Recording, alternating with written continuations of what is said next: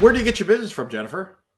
I have a great network. I mean, that's one of my airtight systems is to really get out there and network. It's how I started my business. I joined a networking group, several of them actually in the beginning.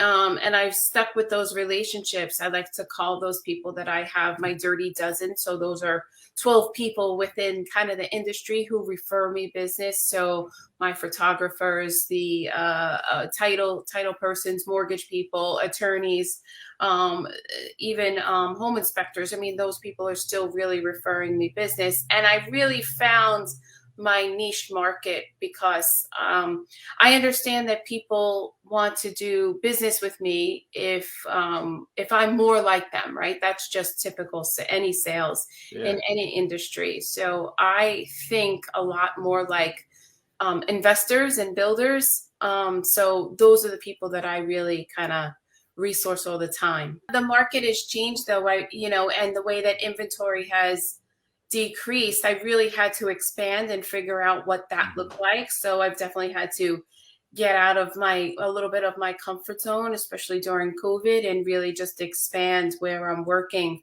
I mean, in Long Island, we have in the Long Island we're a board of realtors. We have 27,000 realtors within our board. So, when inventory is this low, it's like, you're really out there fighting for every door that you open. What did you do to expand? I mean, you say you had to get uncomfortable. What did you do to expand at the beginning of the pandemic and when the inventory shrank? I went back to what I know, and that's really print, and started marketing in the neighborhood that I currently live in, that I'm familiar with, where my kids go to school and where I have associations with. So I just went back to, you want to call it grassroots, that's fine, but I went back to the basics. I wasn't reinventing the wheel by all means. That's definitely not me. I just went back to what I know and what's worked for me in the past. Jennifer, what's the biggest thing that you've learned? Like, what's the biggest mistake that you've made in real estate sales? And then what did you learn from it? Oh, my biggest mistake is not having everything written down on paper, really, or at least having some kind of acknowledgement from the other party. When things don't get, because there's no mutual agenda, or there's no way of seeing the future unless things are written down. Whether that's a contract signing, I mean, between you and a client, we can speak as much as we want, but if they don't sign the paper and we don't get the signature, it really means nothing. As well as that with your broker, maybe, I mean, I've been unfortunately, not in the best circumstances where things just didn't work out. I didn't have it on paper and I couldn't support myself.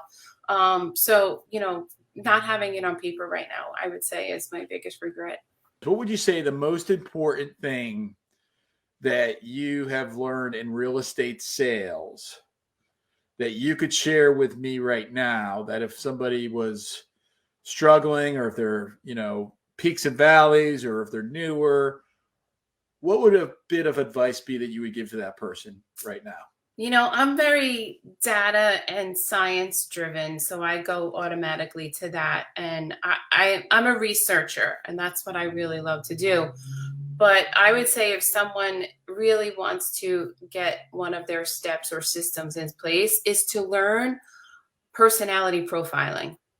Okay. Okay. I know that's kind of off the track, and people don't really may not associate it with it. But if you can understand who your prospect is in front of you, and you're able to understand how they communicate, what their body language is, and you're able to pick that up and mirror it immediately, the prospect is going to like you and they're going to want to do business with you.